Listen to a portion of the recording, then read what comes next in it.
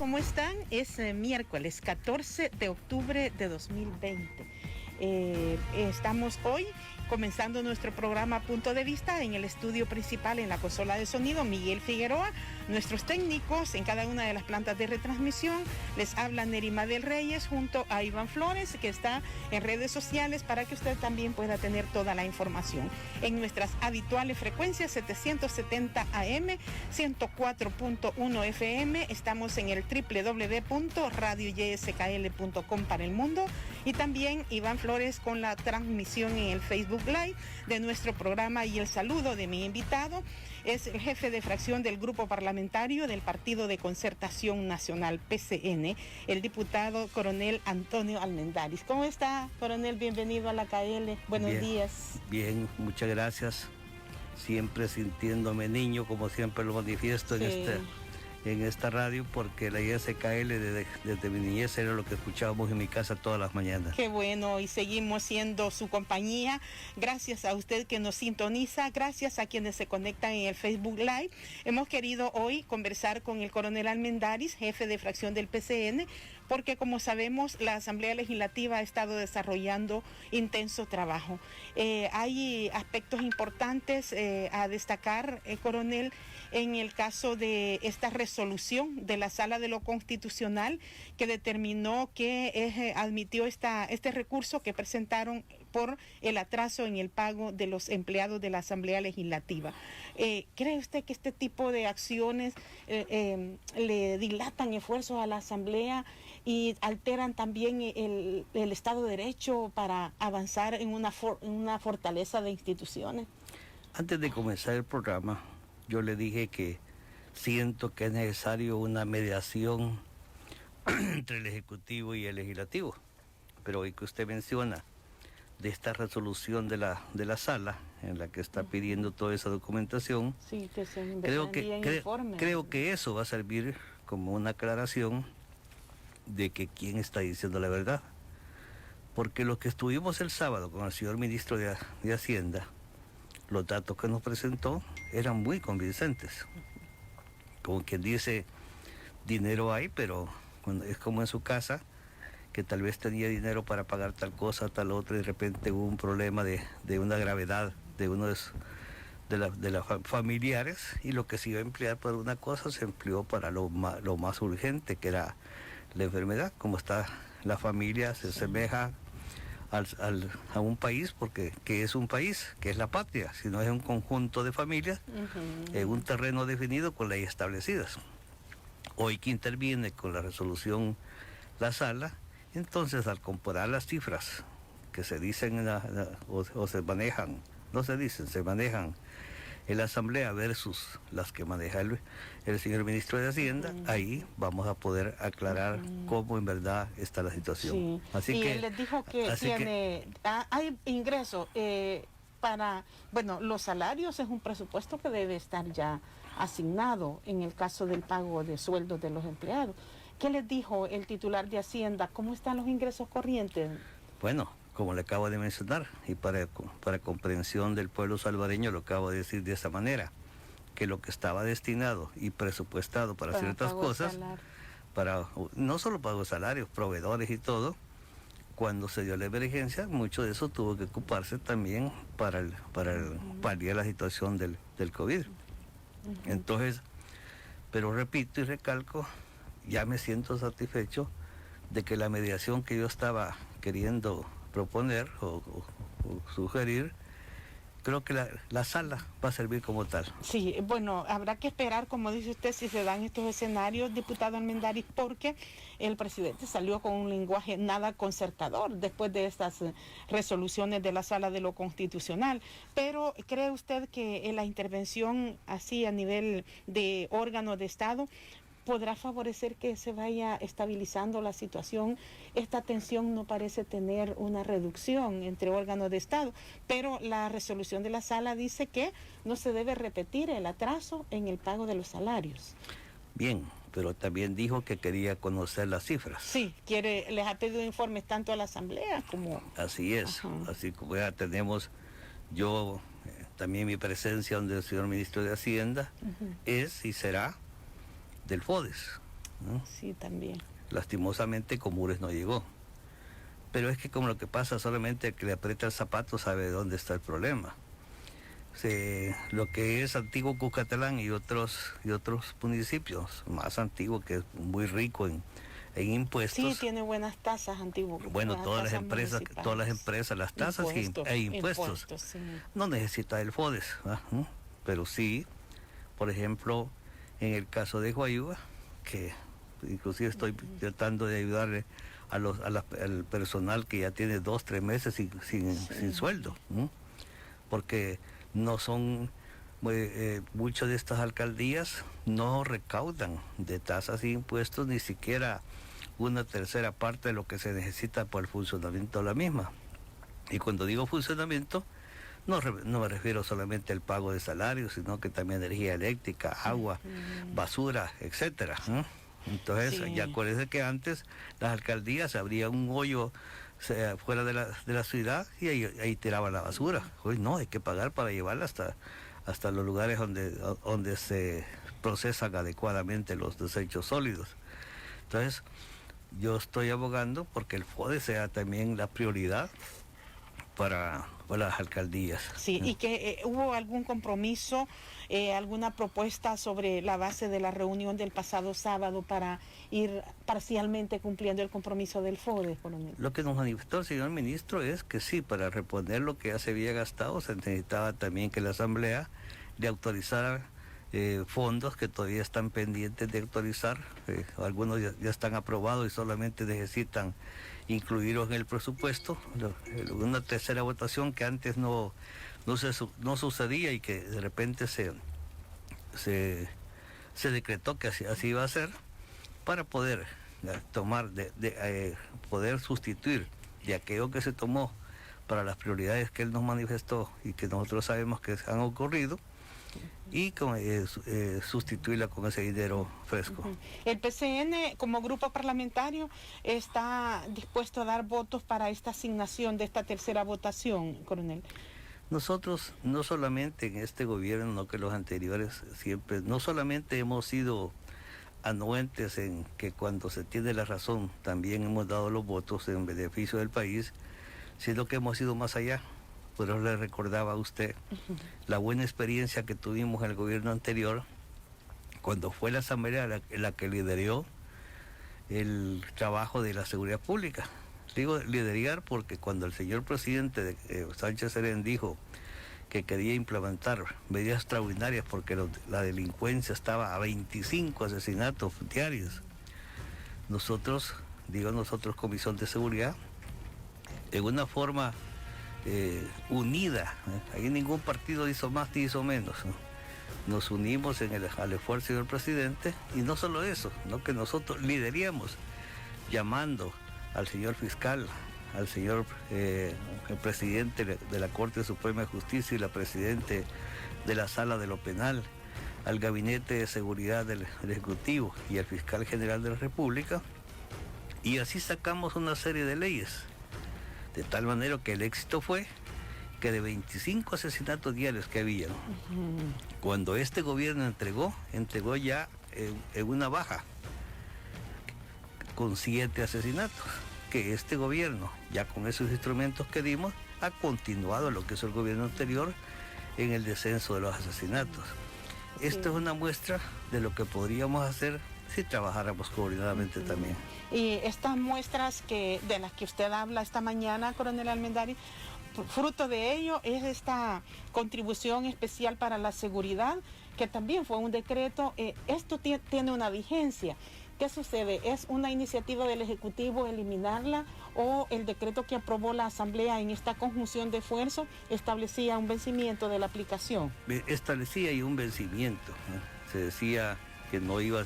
Por eso que se decía contribución especial y no impuesto. Recuerdo que hubo hasta un debate sobre el nombre, ¿verdad? Así es, aunque se decía, este es un impuesto, sí, pero el impuesto queda permanente, como el IVA, esa es una de las como la renta, etcétera. Y esto, siendo una contribución especial, se decía que iba a tener un principio y un término.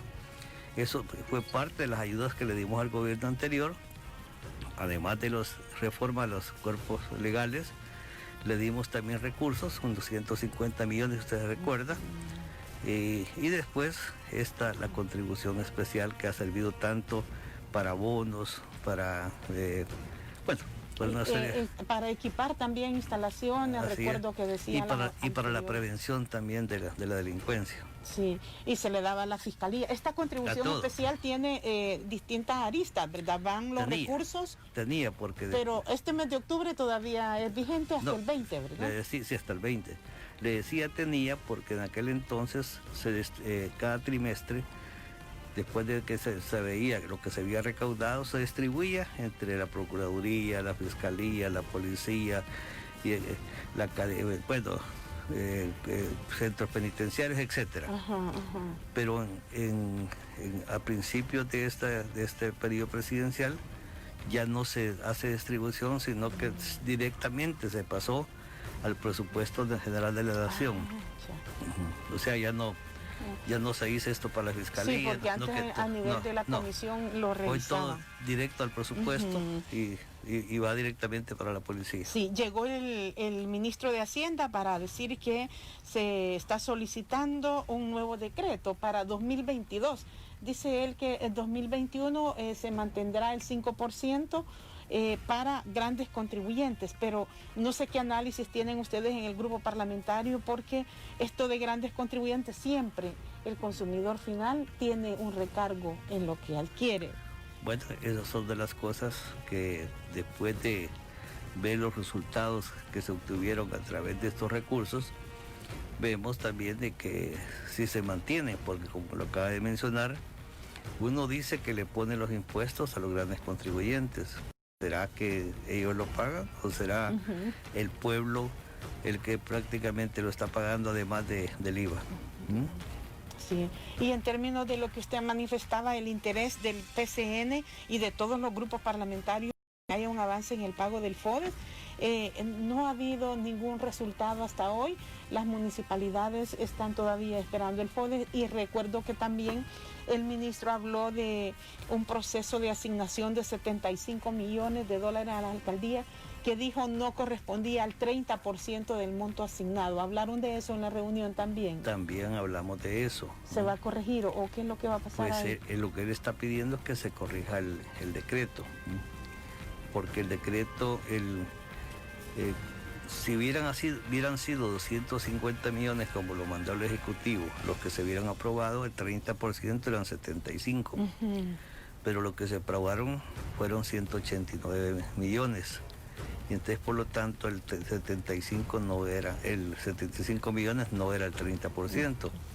Y eso fue lo que él dijo que estaba pidiendo, que se reformase el decreto para incluir los 200 o incluir lo que corresponde al 75% de 189 millones. El 30%. Perdón, el 30% de 189 millones, sí, así. ¿Y a qué comisión corresponde? A la Comisión de Hacienda, sí. Sí. ¿Y sabe si hay avances en esto para ir, digamos, facilitando la transferencia de los recursos? Para eso estaba esperando la Comisión de Hacienda que el señor ministro de Hacienda llegara. Y ante ese impasse, pues no se sí, a la base de un avance debe estar el fundamento que debió aportar el ministro de Hacienda, que no llegó esta semana. Esta ha sido una práctica recurrente. Usted lleva varios periodos trabajando como parlamentario.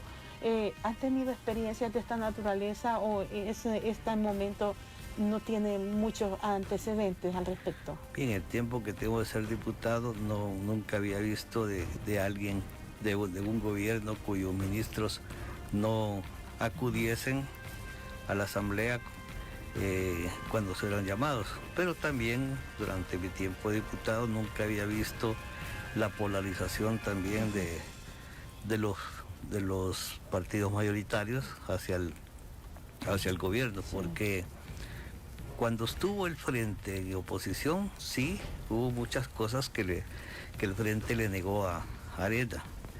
Sorprendentemente, y yo siempre he felicitado a Arena por eso, por trabajar en Función País, en lo que fue los gobiernos anteriores, porque cuando se habló de las medidas extraordinarias, Esas medidas extraordinarias que Arena había solicitado durante estuvo en el gobierno, el Frente siempre se las negó. Decía que era contra los derechos humanos. Pero cuando el Frente las pidió, Arena le dio los votos. Y fue así como se implementaron. El tema de seguridad. Entonces, sí, fue una diferencia, pero nunca había visto que dos partidos estuvieran de una forma así tan de oposición para con un gobierno como el caso que estamos viendo ahora. Las 7 de la mañana con 21 minutos, el jefe de fracción del Partido de Concertación Nacional, el coronel Antonio Almendaris, nuestro invitado de hoy. Vamos a ir a una pausa. Son las 7 de la mañana con 31 minutos. Atención, problemas de circulación vehicular. Alameda Juan Pablo II. De nuevo, sindicalistas se han concentrado frente a la alcaldía. Está afectada la circulación en el sentido que conecta de oriente a poniente, viniendo desde el Parque Centenario. Ahí están los transportistas, tanto de pasajeros como particulares, buscando desviarse porque está cerrado el paso de vehículos frente a la alcaldía de San Salvador, Alameda Juan Pablo II. Ha crecido el caudal del Río Grande de San Miguel, así es que restringido solo para vehículos de carga el paso sobre la ruta del litoral a la altura de la Canoa, allá en San Miguel, cerca del Delirio.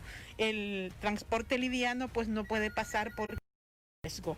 Seguimos nosotros nuestra conversación con el diputado Antonio Almendaris, es el jefe de fracción del PCN. El grupo parlamentario ha tenido intenso trabajo también y esta confrontación que, como usted dice, se origina, uno ve un impacto en términos de asignación de recursos financieros, pero la inasistencia de funcionarios a la asamblea no solo repercute en asignación de finanzas, coronel. ¿Qué otras áreas? ¿Cómo ha sido, por ejemplo, usted preside la Comisión de Seguridad? ¿Cómo ha sido el trabajo de la Comisión de Seguridad versus resultados?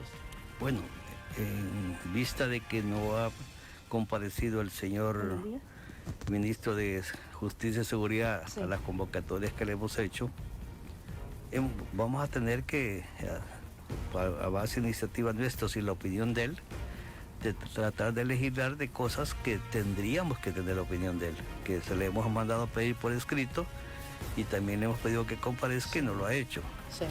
Le digo como cuáles. Urge las reformas a la ley del dinero. Sí. No podemos continuarla.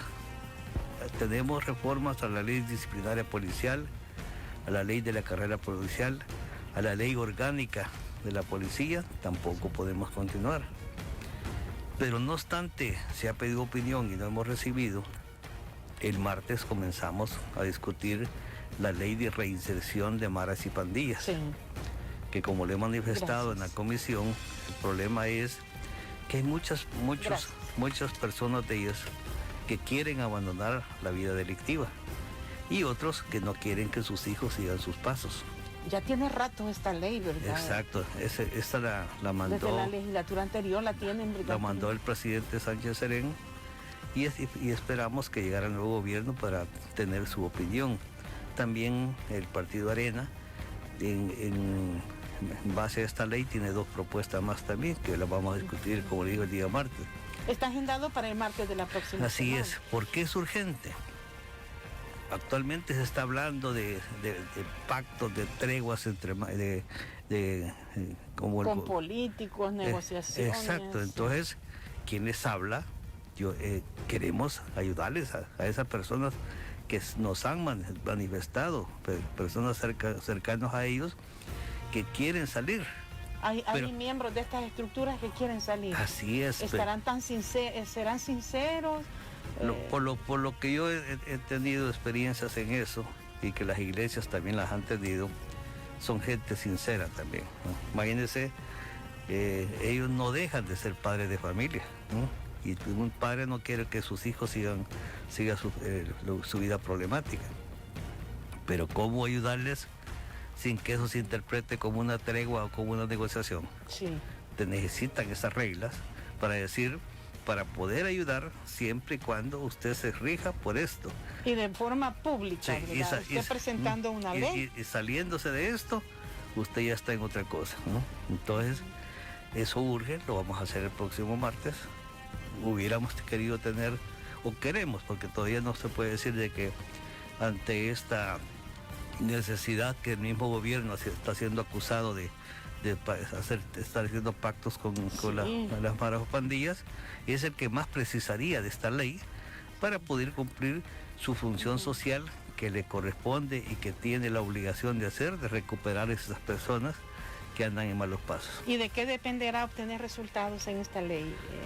Pues nosotros necesitaríamos la opinión de ellos para saber también de esto qué les parece que no, pero como no lo tenemos, nosotros la vamos a hacer. ¿Y ya no se va a citar a ellos, sí, a las autoridades de seguridad? Siempre lo vamos a hacer, siempre lo vamos a hacer, porque también es nuestra obligación que antes de dar una ley tener el parecer de ellos. Sí. Entonces vamos a trabajar, cuando la tengamos terminada, o durante el estudio y análisis, le vamos a estar mandando información para pedir su opinión.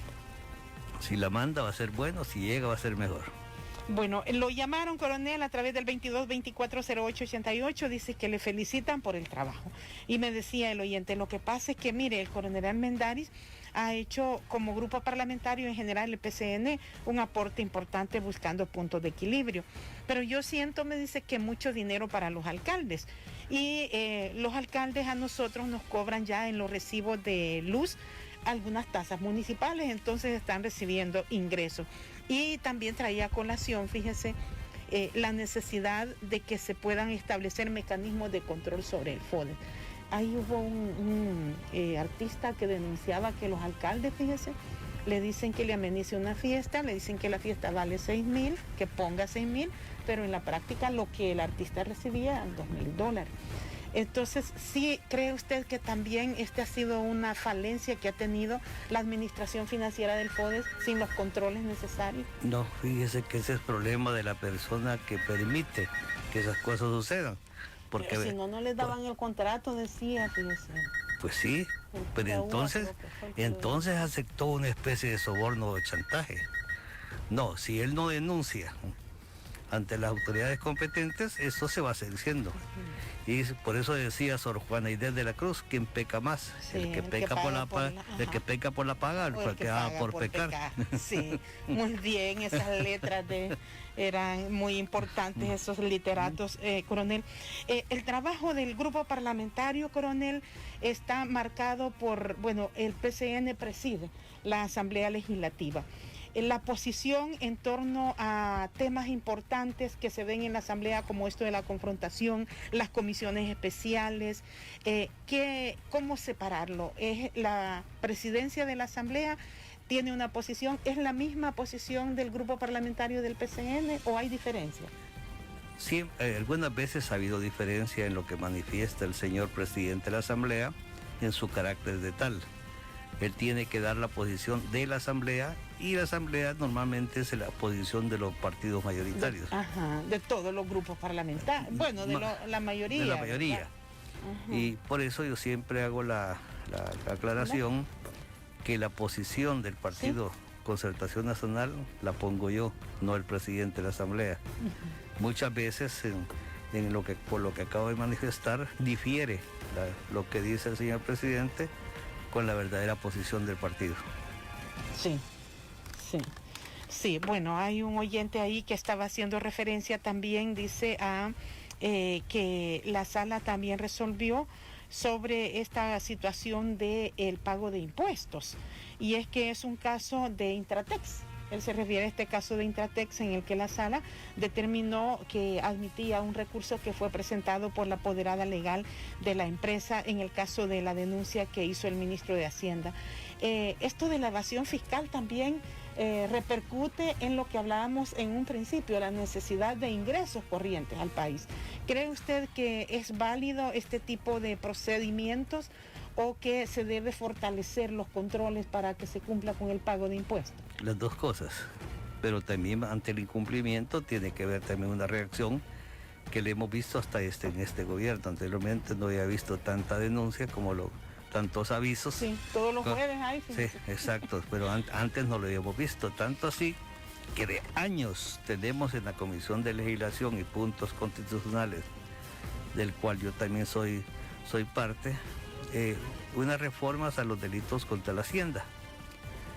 Y yo siempre me preguntaba que por qué de los artículos de ese capítulo está el de la excusa absolutoria.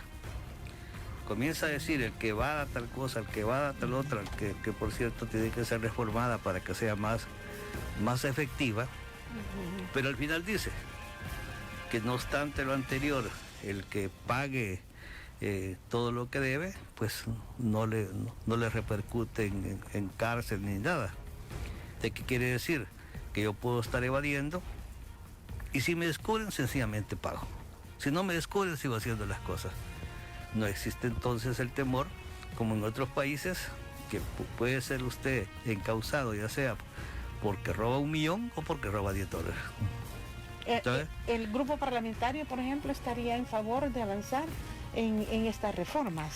Sí, en hacer, eso sí, siempre respetando el debido proceso y el derecho de audiencia, la presunción de inocencia y todo eso. ¿Y le parece congruente la resolución de la sala en el caso de la empresa Intrantec? Esto tiene un trasfondo político también. No le podría decir porque desconozco. De la Comisión de Legislación y Puntos Constitucionales en la Asamblea Legislativa, Coronel Almendaris. Esta es una deuda que se tenía desde hace años, en las cuales no existían los votos para ratificarse. Recuérdense que para reformar la Constitución, primero el requisito es que 10 diputados o más la soliciten. Y en una legislatura, por ejemplo, en el caso que primero Dios va a suceder en este caso, en esta legislatura lo aprobamos con un mínimo de 43 votos, pero cuando llegue la nueva legislatura, que lleguen los nuevos diputados, 2021 tendrían que ratificarlo con un mínimo de 56 votos. Ya ha ocurrido que reformas que hemos aprobado en una legislatura, después se han negado los votos para la siguiente. En el caso de esta del agua, primero que se tomó como que es es un derecho individual, plasmado de los que están plasmados en el artículo 2 de la Constitución. Y se le dio tanta importancia que fue colocado después del derecho a la vida. Entonces, dice, porque para que haya vida, el agua es necesaria para la vida. Sí, claro. Y dice el artículo 2, toda persona tiene derecho a la vida, al agua y su saneamiento. Ajá, sí, tiene un componente. Y de ahí se igual la integridad física y moral, etcétera, etcétera. Sí, el saneamiento garantiza la calidad, ¿verdad? Exacto, no solo agua, no que agua, pues agua es potable. Sí, agua. Y se agregó en el artículo 69 una pequeña, no definición, pero sí se extiende más sobre el punto, diciendo, se agregó un inciso.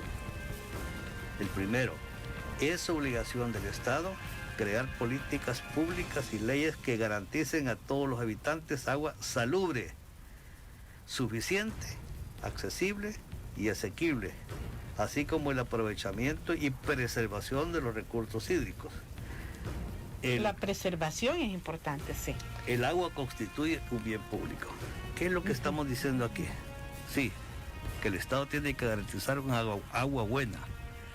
Dice también, actualmente usted mira que empresas o personas ocupan como en los ríos como un medio para desechar todas sus basuras y como desechos de todo tipo. Empresas y personas. Y personas particulares también son. Y no se podía hacer nada. Hoy con esto tiene que ver, salir en la ley de aguas y otras más, salir sanciones severas a los que contaminan el agua, porque mientras no se descontamina, el Estado no puede garantizar un agua que se pueda tomar. Y más que todo, de que sí ya es un derecho de las personas a tenerlo. Pero hay otra cosa bien importante.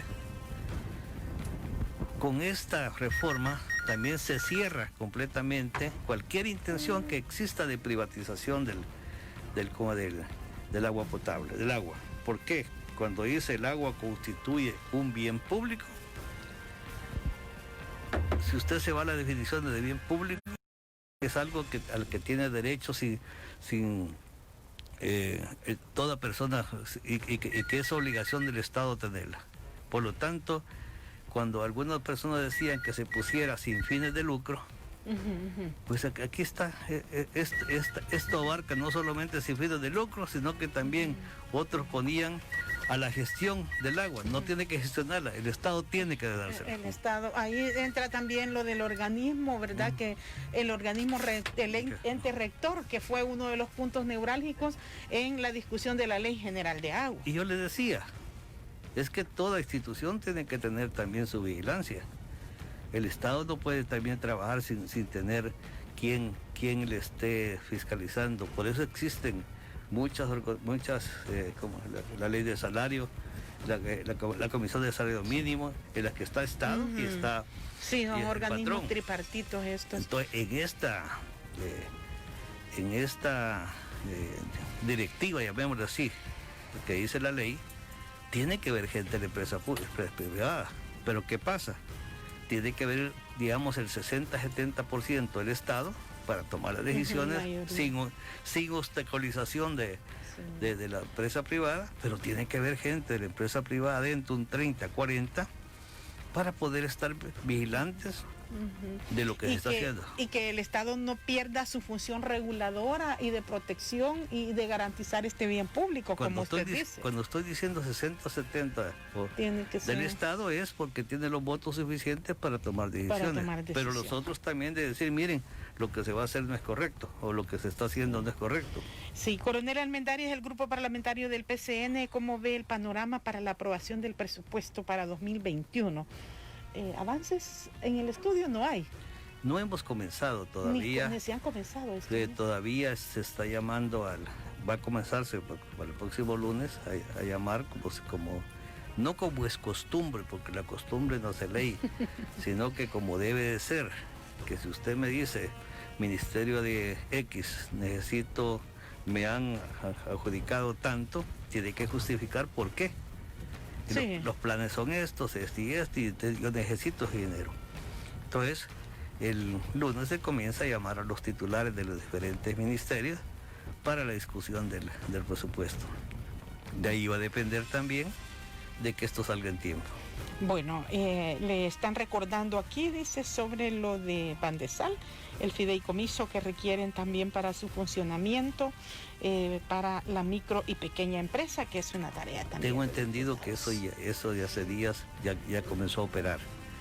Pues dice que dijo Bandesal que no tenía la asignación del fideicomiso para la media planilla de la micro y mediana empresa. ¿Pero cuándo lo dijo? Porque lo dijo esta semana. Pues sí, pero yo ayer estuve escuchando de empresarios que ya están mandando su documentación para hacer uso de eso. Bueno, vamos a consultar entonces con Bandesal y vamos a esperar si se establece ya este estudio de la asignación presupuestaria de 2021 que lleva una brecha fuerte de endeudamiento. El endeudamiento requiere mayoría calificada, ¿verdad? Así es, esta mayoría calificada. Así es. Así que gracias por habernos acompañado, coronel Almendaris. El coronel va también en el proceso de reelección para los comicios que celebraremos el 2021 para integrar bancadas en el Parlamento salvadoreño. Gracias por haber venido, coronel. Todo lo contrario, yo me siento privilegiado de venir, como repito y recalco, a la radio de mi niñez. Sí, así es, coronel, y siga trabajando por ese departamento de Sonsonate. Saludos, Sonsonate. Muchas gracias, Sonsonate, muchas bendiciones. Igualmente.